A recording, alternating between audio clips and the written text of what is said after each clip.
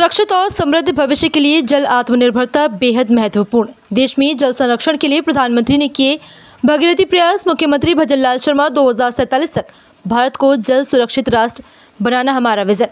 केंद्रीय जल शक्ति मंत्री उदयपुर और जयपुर मुख्यमंत्री भजनलाल शर्मा ने कहा कि हमें जल संरक्षण के उपायों को अपनाकर जल आत्मनिर्भरता की दिशा में अग्रसर होना चाहिए, जिससे आने वाली पीढ़ियों को एक सुरक्षित और समृद्ध भविष्य प्रदान किया जा सके।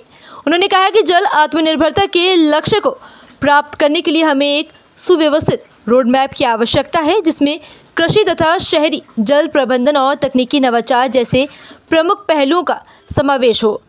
शर्मा मंगलवार को उदयपुर में राज्य जल मंत्रियों के दूसरे अखिल भारतीय सम्मेलन को संबोधित कर रहे थे। उन्होंने इस आयोजन के लिए केंद्रीय जल शक्ति मंत्री का आभार व्यक्त किया और कहा कि ये सम्मेलन सहयोगात्मक संघवाद की परिकल्पना की जीती जागती मिसाल है।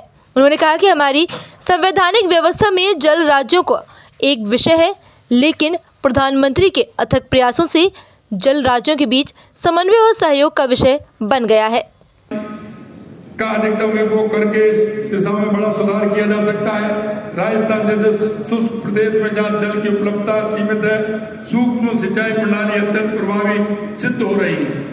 इन तकनीकी के उपयोग से 50% तक पानी की